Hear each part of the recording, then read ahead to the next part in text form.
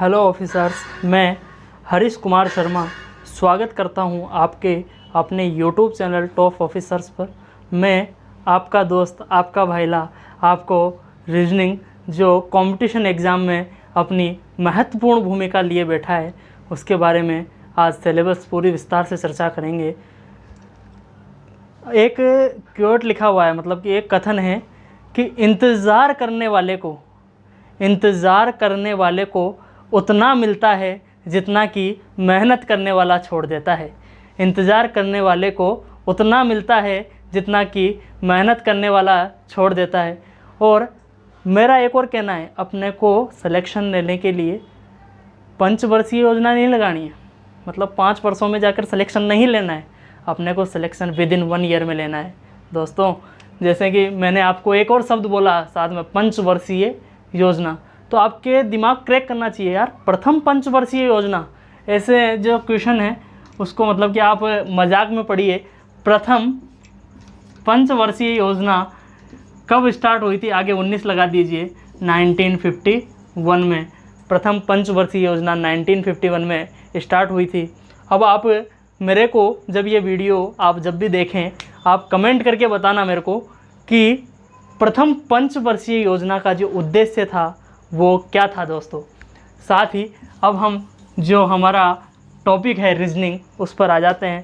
पहला topic coding decoding, जो bank में, एसएससी में, insurance, UPSC, railway, state exam, PSU exam etcetera, जैसे कि पीटीईटी ले लीजिए आप, बीएसटीसी वगैरह, जो भी स्टेट लेवल एग्ज़ाम है या फिर सेंट्रल लेवल एग्ज़ाम है जिसमें रीजनिंग अपनी महत्वपूर्ण भूमिका लिए बैठा है। कोडिंग डिकोडिंग पर आप चलिए, किसी सांकेतिक भाषा में पेन को NEP लिखा जाता है। क्या लिखा जाता है दोस्तों? पेन को NEP लिखा जाता है। उसी सांकेतिक भाषा में मैन को क्या लिखा जाएगा, आप कमेंट में इसका आंसर दें। दूसरा जो महत्वपूर्ण टॉपिक आपके अल्फ़ाबेट टेस्ट, वर्णमाला परीक्षण। वर्णमाला परीक्षण में जो A से Z तक के 26 वर्ण, जो 26 अक्षर आते हैं, ABCDEFG जो आते हैं, वो इसके अंतर्गत आते हैं।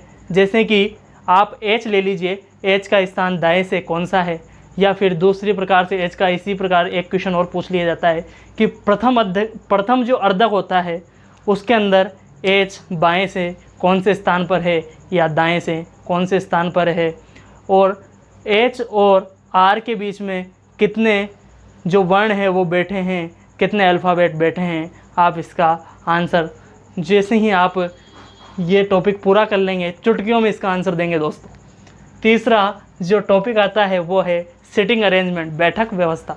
बैठक व्यवस्था के अंतर्गत 6 मित्र हैं जो किसी वृत्ताकार में या वृत्ताकार मेज हुआ, टेबल हुई जिस पर वो बैठे हैं, वो किस व्यवस्था, किस क्रम में बैठे हैं, इस प्रकार के प्रश्न सिटिंग अरेंजमेंट के अंतर्गत हम सॉल्व करते हैं दोस्तों। चौथा नंबर का जो अपना टॉपिक है, नंबर 4 टॉपिक, डायरेक्शन टेस्ट, दिशा परीक्षण। आप बचपन से जानते हैं पूर्व, पश्चिम, उत्तर, दक्षिण, लेकिन इसके साथ साथ में उत्तर पूर्व, उत्तर पश्चिम, दक्षिण पूर्व और दक्षिण पश्चिम जो है उसके बारे में भी हम इस टॉपिक में चर्चा विस्तार से करेंगे।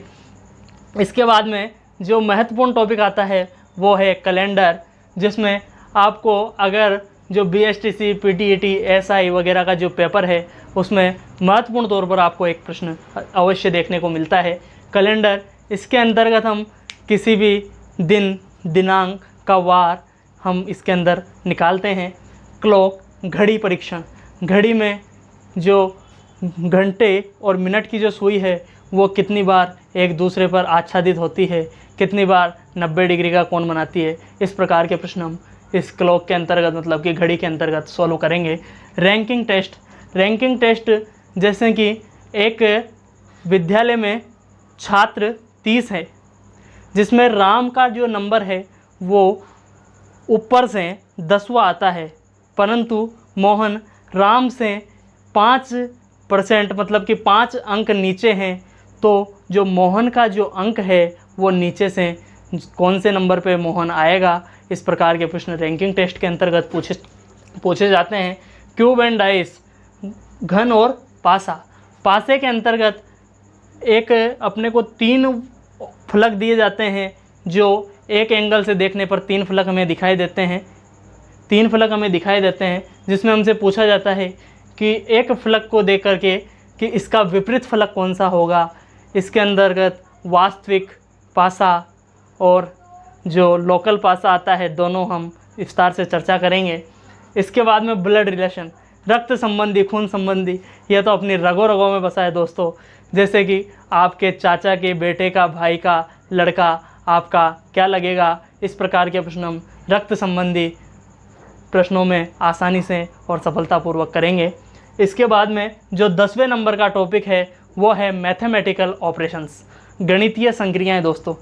जोड़, बाकी, गुणा, भाग अपन ने बचपन से किया है, लेकिन इसके अंतर्गत क्या होता है, जो प्लस है उसको वो कह देगा कि प्लस को माइनस बोला जाता है, माइनस को गुणा बोला जाता है, गुणा को प्लस बोला जाता है, गुणा को भाग बोला जाता है। इस प्रकार के प्रश्न वो आपसे पूछेगा और आंसर आपको बताना होगा कि कौन सा सही होगा। फिर हम आते हैं क्लासिफिकेशन, वर्गीकरण पर। जैसे कि वेन डायग्राम पे आ जाइए आप। वेन डायग्राम, वेन आरेख, जैसे राजस्थान है, आप राजस्थान में हैं, राजस्थान इंडिया में है, राजस्थान इंडिया में है। और अगर हम ऑस्ट्रेलिया लिख देते हैं, ऑस्ट्रेलिया जो न तो इंडिया में है और न ही राजस्थान में है, तो ऑस्ट्रेलिया का वेन आरेख अलग से बनेगा। ऐसे प्रश्नों में आपको मेरे ख्याल से कोई समस्या नहीं होनी चाहिए। और जब हम बाय वन जैसे हम टॉपिक पढ़ते चले जाएंगे, आपका पीछे का सारा क्लियर होता चला जाएगा। और जैसे आपने मेरे थंबनेल में देखा है, टारगेट 100%, मतलब कि आपका रीजनिंग में एक भी प्रश्न दोस्तों, मेरी आवाज़ को सुनिए आप, एक भी प्रश्न आपके पेपर में गलत होने की कोई भी संभावना नहीं रहेगी। इसके बाद में आप सिलोजिज्म, जो न्याय वाक्य हैं, एक कथन दिया हुआ होगा, उसके आपको न्याय दिए हुए होंगे, वाक्य दिए हुए होंगे, उसमें आपको बताना है कौन सा वाक्य सही है और कौन सा गलत है। स्टेटमेंट एंड कंक्लूजन, इसमें आपको कथन दिया हुआ होगा और उसके कुछ निष्कर्ष दिए हुए होंगे, आपको बताना होगा कि कौन सा निष्कर्ष इसमें सही है। इस प्रकार में ऐसे ऑप्शंस इस प्रकार दिखे जाते हैं कि केवल 1 अनुसरण करता है, केवल 2 अनुसरण करता है, 1 या 2 दोनों अनुसरण नहीं करते हैं, 1 या दोनों अनुसरण करते हैं। इस प्रकार के आपको ऑप्शंस दिखाई दिए जाते हैं। कथन पूर्व धारणाएँ, कथन पूर्व धारणाएँ, कथन दिया होगा, उसके ऊपर आपको धारणाएँ, आपकी जो आपका विचार है वो व्यक्त करना होता है, और आप अपने विचार को, जिससे किसी को हानि नहीं हो, इस प्रकार का विचार आपको व्यक्त करना होता है। एनालॉजी, एनालॉजी बोले तो सादृश्यता, समानता भी इसको हम बोल सकते हैं, सादृश्यता और समानता। कौन सा एक समान है उसमें आप देखिए, जैसे आम, केला, अमरूद और लौकी है, तो आप इसमें आसानी से बता पाएंगे कि इसमें एनालॉजी, सादृश्यता, समान अलग कौन है, जैसे आप लौकी बताएंगे। इसके बाद में आप सीरीज़ पे आ जाइए। सीरीज़ जो कि श्रृंखला, इसको हिंदी में बोलते हैं श्रृंखला। 1, 8, 9, 64, इस प्रकार का एक प्रश्न आपको दे दिया जाता है। उसमें आपको बताना होता है कि कौन सा इसमें एक गलत है और सही आंसर कौन सा होगा। इसमें आप देख पा रहे हैं 1 का क्यूब, 2 का क्यूब, 3 का क्यूब, जैसे ही आपने किया तो ये 9 गलत आ जाता है और इसका 27 आंसर सही हो जाता है। इसके बाद में पजल टेस्ट, पजल टेस्ट जैसे कि आपको 3 अलग अलग वो दिए जाते हैं। पजल एक तरह से घुमाऊ जिसको हम बोलते हैं, कठिन जिसको सिटिंग अरेंजमेंट का ये कठिन रूप बोल सकते हैं, उसको हम पजल टेस्ट के अंतर्गत देखेंगे। प्रॉपर ऑर्डर टेस्ट, सार्थक क्रम परीक्षण, सार्थक क्रम परीक्षण के अंतर्गत हम देखते हैं कि जैसे आपको चाय बनानी है, तो चाय बनाने के लिए आपको पहले प्याला लेना पड़ेगा, फिर गैस ऑन करना पड़ेगा। जो भी आपको प्रोसेस करनी है बाय वन आपको उसमें दर्शाते हुए जाना पड़ेगा कि कौन सा पहले करना है और कौन सा बाद में करना है। जो पहले करना है वो पहले नंबर पर, जो बाद में करना है वो आखिरी नंबर पर। इसके साथ ही हमारा जो वर्बल रीजनिंग का जो पार्ट है वो हमने सिलेबस को आसानी से डिस्कस किया। उसके बाद हम आ जाते हैं नॉन वर्बल रीजनिंग पर। इसमें मिरर इमेज बहुत ही महत्वपूर्ण, बहुत ही शानदार टॉपिक है दोस्तों। मिरर इमेज के अंतर्गत जैसे कि आपने बी लिया है, तो इसका जो मिरर इमेज बनेगा ना, वो जो दाएं हैं वो कहाँ हो जाएगा दोस्तों, बाएं हो जाएगा। इसका जो मिरर इमेज है वो ऐसा हो जाता है। और साथ ही जो सेकंड नंबर का टॉपिक है दोस्तों, वाटर इमेज, मतलब कि दर्पण प्रतिबिंब, तो ये हो गया। और ये हो गया आपके दोस्तों जल प्रतिबिंब। जल प्रतिबिंब के अंतर्गत जैसे कि आपने ए का दर्पण ये जल प्रतिबिंब बनाया है, तो ए जो खुला हुआ मुंह नीचे की तरफ था वो अब ऊपर की तरफ हो जाएगा और ये आपका जल प्रतिबिंब बनकर नज़र आ जाएगा। इसके साथ एक काउंटिंग फिगर दोस्तों, काउंटिंग फिगर का मतलब है आकृतियाँ गिनना। ऐसे प्रकार के प्रश्नों में आप जैसे ही इस टॉपिक को मेरे माध्यम से पढ़ेंगे, इस यूट्यूब के चैनल के माध्यम से, जो कि बहुत ही शानदार प्लेटफॉर्म है दोस्तों, इसके माध्यम से पढ़ेंगे तो आप चुटकियों में विद इन 5 सेकंड में आप काउंटिंग फिगर्स को सॉल्व कर लेंगे। जैसे कि आप मेरे को बताइए इसमें कितने त्रिभुज हैं, आप कितनी देर में बता पाएंगे इसमें कितने त्रिभुज हैं। अब इसके लिए जैसे हम देखेंगे 1 2 3, इन तीनों को आप जोड़ दीजिए, ये आपके टोटल आंसर आ जाएगा। इसमें 6 त्रिभुज है दोस्तों, आप निकाल लीजिएगा। और कोई गलती हो या कोई त्रुटि रह जाए तो आप इसमें कमेंट के माध्यम से हमें बताइएगा। और साथ ही मिसिंग फिगर में आपको 3 आकृतियाँ दी हुई होती है दोस्तों, और चौथी आकृति आपको देखनी होती है दोस्तों, जो आपको ऑप्शंस में मिल जाएगी। कंप्लीट फिगर का अंतर्गत आपको इसी में भी 3 आकृतियाँ दी हुई होती है, परंतु चौथी आकृति आपको छुपी हुई मिलेगी, जो कि ऑप्शन में आता है, जो आपको ऑप्शन में मिलेगी। पेपर फोल्डिंग का मतलब है दोस्तों, एक आपने पेपर लिया है, उसको फोल्ड किया, उसके बाद में उस पर कहीं भी एक पेपर पे छेद किया है, तो आपको वो बताना होगा कि वो छेद अब किस जगह पर जाएगा। और पेपर कटिंग, आपने कोई आकृति बनाई है, वो आपको कहाँ पर दिखेगी। मिसलेनियस वो विविध, मिसलेनियस को हम बोलते हैं दोस्तों विविध।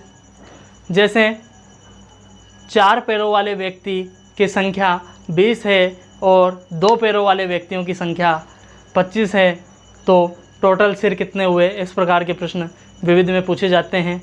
और साथ ही दोस्तों मैं आपको रीजनिंग के बारे में बता रहा था, कल हम जो कोडिंग डिकोडिंग है उसके बारे में विस्तार से चर्चा करेंगे।